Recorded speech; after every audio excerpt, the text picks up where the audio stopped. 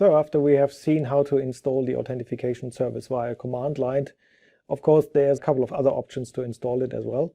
So of course you can automate the process by running your own scripts with all the nice little commands embedded in.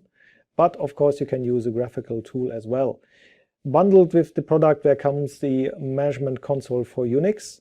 That is a browser-based management tool that allows, maybe for people like me who are not working every day on this stuff here, so to just use some proper nice little graphical point-and-click tool to manage all my environments, and that's what I usually do.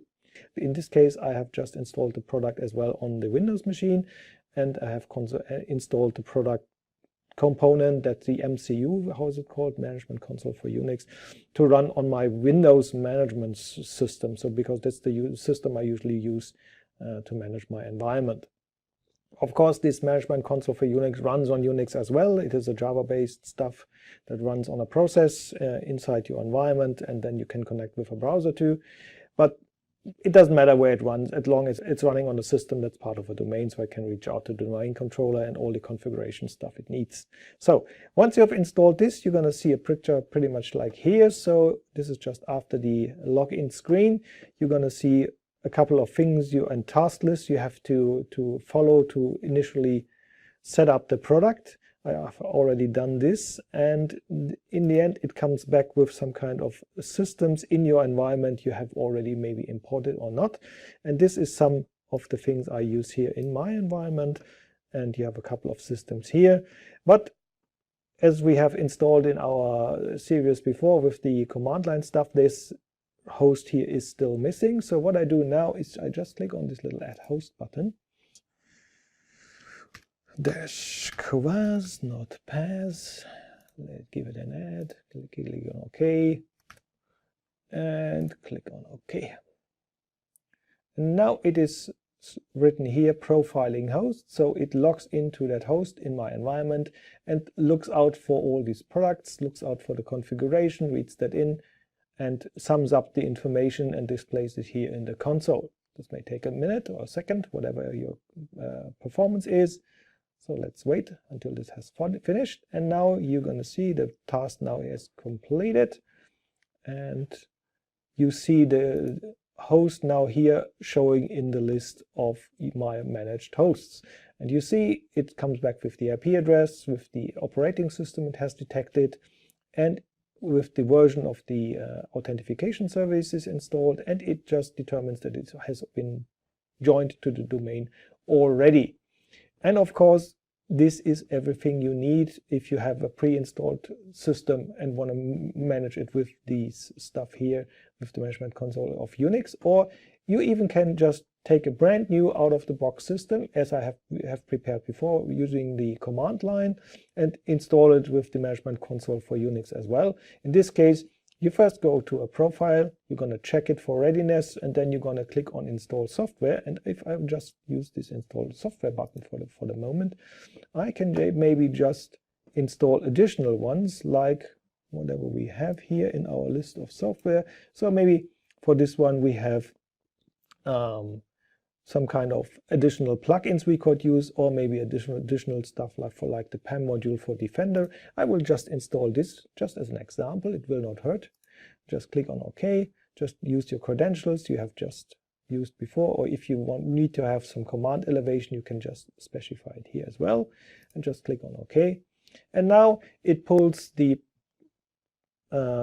all the products or the packages from the internal repository of the software, transfers it to the Unix system, and then just runs the installation of that software, and then it's gone and the software is installed.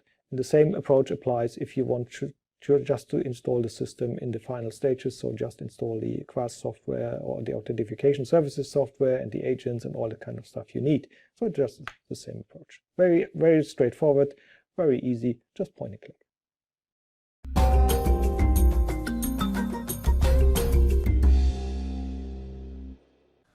So let's talk a little bit about user migration, user consolidation, and putting it all together. As we have talked about, and other old Unix guys like me, you know all these problems that you have lots of single individual Unix boxes and you want to bring all this stuff together. This can be a very hard work because you don't know who is who, you have different user accounts and so on and so on. You need to match them, and then you have to go through all your systems to adjust the file permissions accordingly.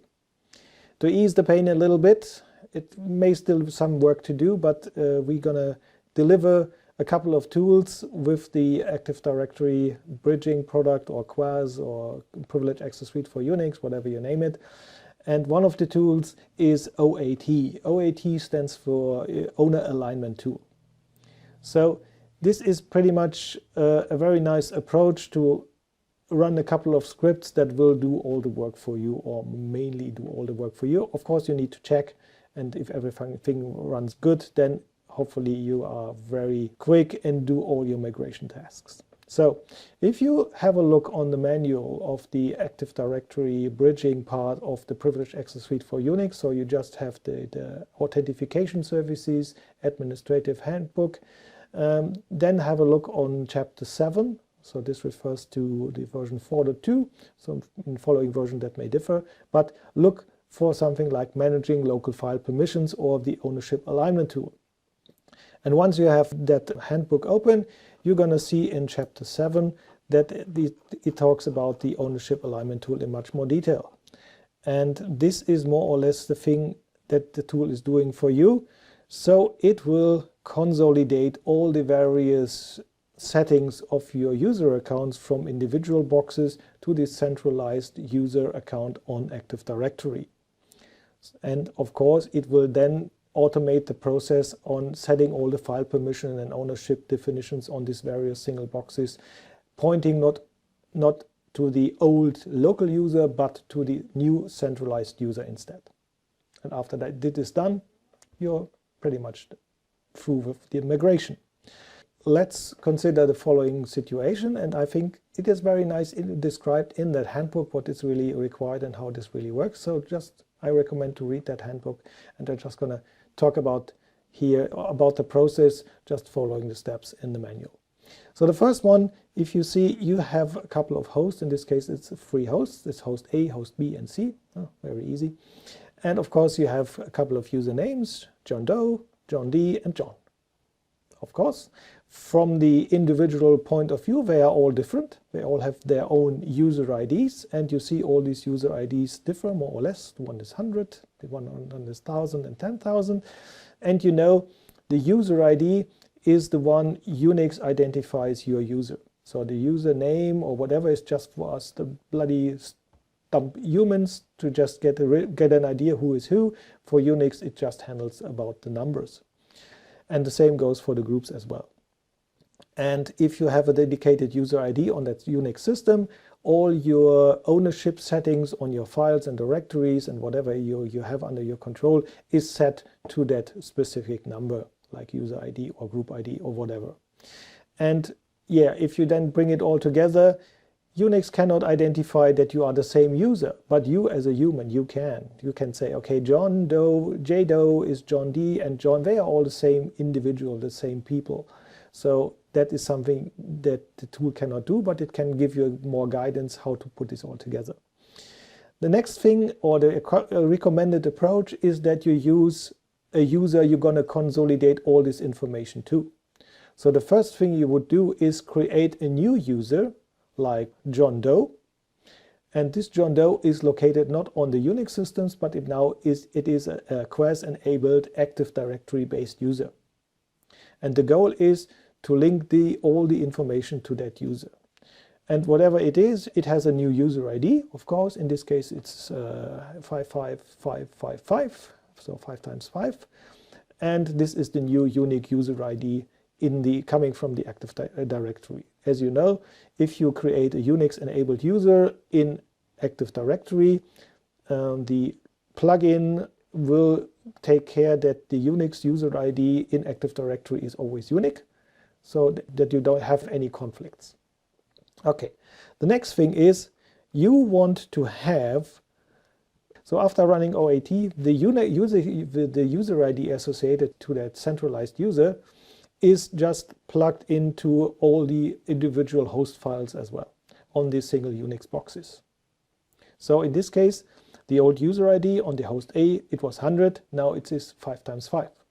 Host B, it was 1000, next new user ID after consolidation is 5 times 5, and so on and so on. So it all belongs now to a user ID 5 times 5, and this one, of course, is then associated to the centralized new AD account on the AD server.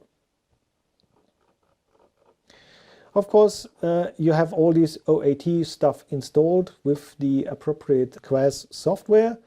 And of course, you can run this manually because it consists of a couple of scripts that are run in a defined sequence.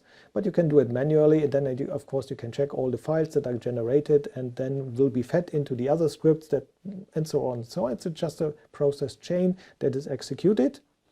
And the good thing on all these scripts is they're gonna create some kind of backout procedure. So if something goes wrong, you can just run the script or with the appropriate option, and it will just revert all your settings to the original ones. So there's always a way back. So if something goes wrong, there is a way to go back and restart again. You would end up with some kind of scrambled user IDs and stuff. This will not happen. There's always a way back. So that's very nice. So that is absolutely an advantage to use this OAT instead of do all this stuff manual, because otherwise you may gonna end up in an unusable system. Okay, so the usual way is to run this OAT script and then call the appropriate files that are the scripts that are generated, and you may have to check the result files that came from the various scripts run, so that you can see what is matched with what user on which system and so on, if that really is your representation of your reality. And then after everything is fine, just give it a go, and then everything is adjusted and centralized, and then you can just simply use the appropriate settings, and after the OAT is run, everything points now to Active Directory, and the local password file and the local information is no longer used as expected.